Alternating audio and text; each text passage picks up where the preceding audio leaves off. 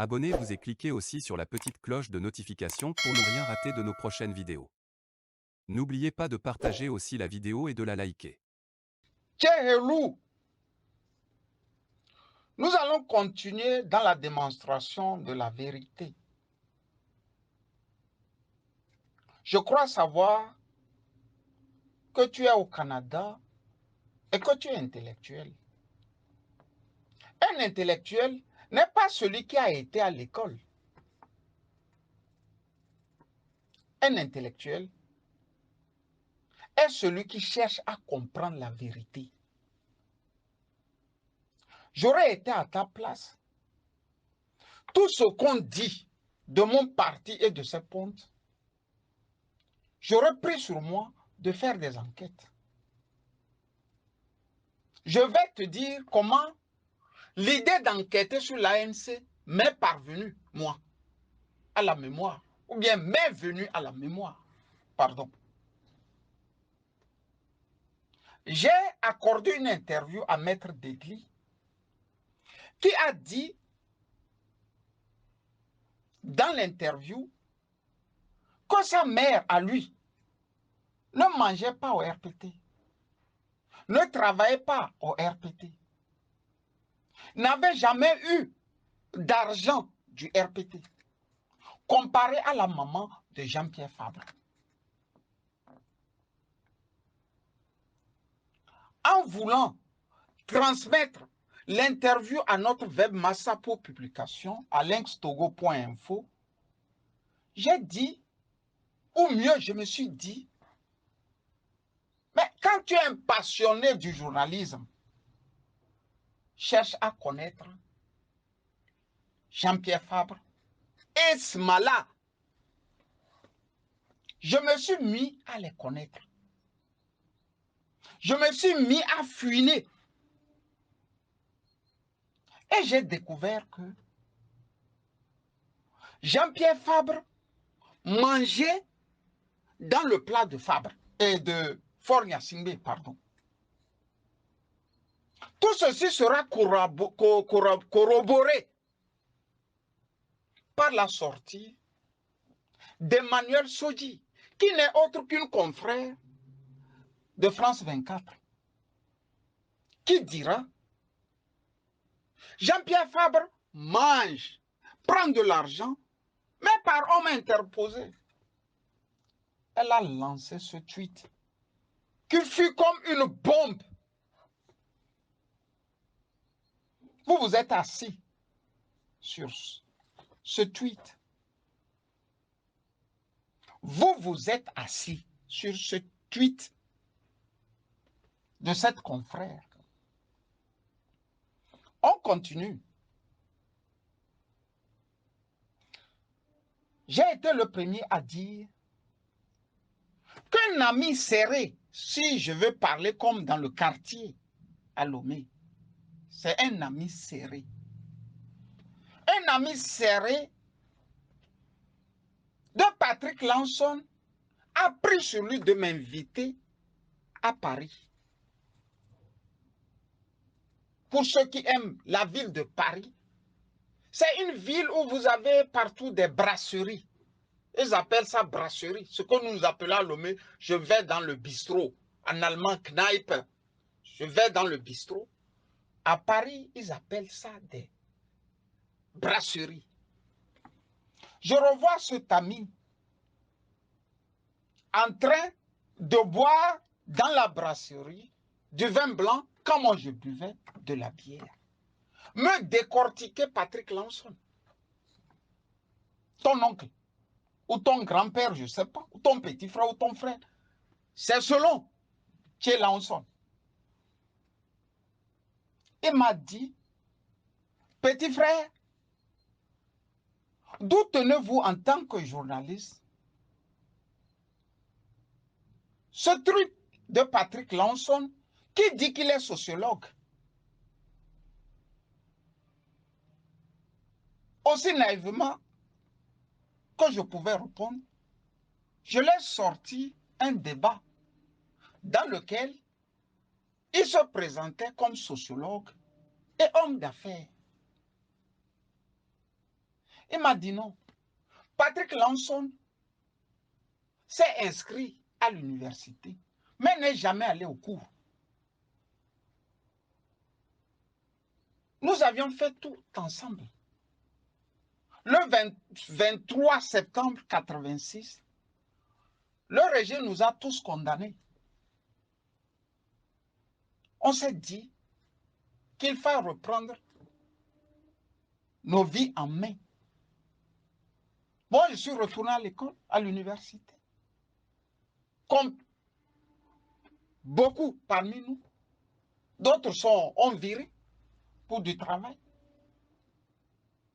Et Patrick Lansson s'est retrouvé d'abord à Abidjan, chez une de ses anciennes copines. Avait-il dit à ses amis de lutte, je m'en vais rejoindre ma copine à Abidjan. Ses amis de lutte ne le retrouveront plus à Abidjan, mais à Lomé. Alors qu'ils étaient tous traqués, condamnés.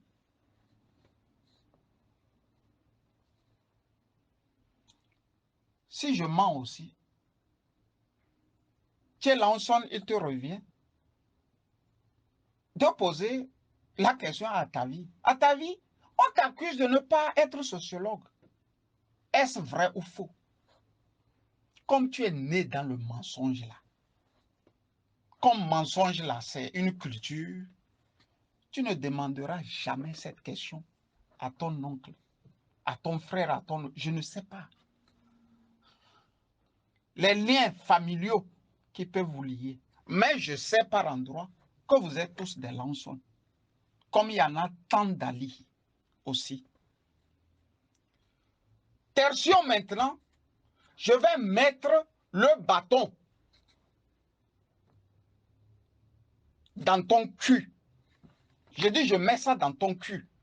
Pour que si tu as l'hémorroïde ou je ne sais quoi, que tu puisses te réveiller en même temps.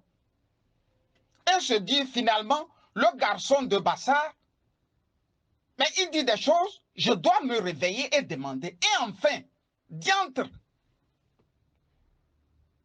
La troisième révélation, c'est pour te dire que ton oncle Patrick Lansson a été invité un jour chez Emmanuel Tchoko. Emmanuel Tchoko n'étant que le porteur de valises. Lui, il est du RPT Unir. Mais c'est lui qui se charge de taire les noms de toutes les pontes de l'ANC en mettant l'argent dans leur bouche. Il met l'argent et tout le monde se tait. Sa fille a une petite fête. Asseyez-vous bien, chers Togolais. L'invité de Marc est Patrick Lansson. Quand il va à cette fête, il va boire au point de se saouler. On l'évacuera de là à la pelle. Je dis à la pelle. C'est comme si Marine Le Pen allait s'asseoir à la fête de Macron, boit jusqu'à ce que on amène des pelles pour soulever Marine Le Pen. Si ce n'est pas au Togo, vous pouvez mentir aux gens que vous faites politique en vous alliant aux gens les plus impurs. Dites-moi, c'est dans quel pays? Dans ce monde, c'est possible. Nous continuons. Nous sommes au lendemain des élections du 22/2/2020. Vous vous rappelez que ces élections ont dégainé des passions les plus ignobles. où chacun disait ce qui va faire mal à son partenaire ou à son ennemi. C'est lors de ces élections, un confrère qui porte aussi le nom de Lawson ira plus loin dans le mensonge en disant que le ministre Gilbert Bawara serait actuellement à Paris avec des mallettes en train de partager de l'argent à Macron et autres. Comme d'habitude, je prie sur moi de voir clair. Je retrouverai le ministre en question dans un village entre Mango et Dapaon en train de faire la campagne pour le compte de son champion, de son messie. J'appelais le ministre en question, qui n'est autre que Gilbert Bawara.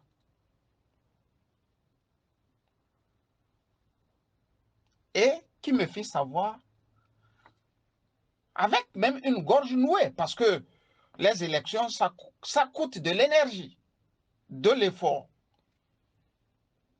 qui me fit savoir qu'il est en pleine campagne. Dès la soirée,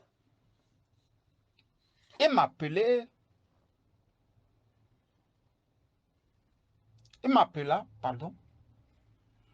pour me dire qu'il va jeter le dit confrère en prison pour mensonge. Nous étions à samedi. Je décrochais le téléphone. J'appelais un autre confrère qui me fit ce plaisir de me donner le numéro du confrère qui lâchait une pile de menteries dans la cité togolaise. Je lui fis comprendre, cher confrère, je peux comprendre. Je peux comprendre ta frustration. Mais on ne va pas faire comme les éternels voleurs du Togo. À côté de leurs mensonges, on doit les servir de la vérité. Ce que tu as dit est faux. Gilbert n'est pas à Paris, mais il est en pleine campagne dans le nord du Togo. Je réécris à Gilbert Bawara pour lui dire, Gilbert, tu sais bien que je ne partage pas sur le plan politique les mêmes valeurs que toi. D'ailleurs, sur le plan politique, nous sommes plus que des ennemis. Mais ici, on t'a triché. Il est de mon devoir de te défendre. Et je défendrai n'importe quel Togolais qui sera dans les problèmes liés à l'injustice. Tard dans la nuit, je recevais un mail ou un tweet de Gilbert Camus. Reste comme tu es. Comme pour me dire, tu défends les valeurs. Ne sors jamais ou ne quitte jamais ces valeurs. C'est ça qu'on appelle être un grand homme. Il sait que je ne partage pas les mêmes valeurs que lui. Mais il me reconnaît la capacité et la force d'être un homme bien. Likez la vidéo si ce n'est pas déjà fait. Laissez aussi votre point de vue en commentaire.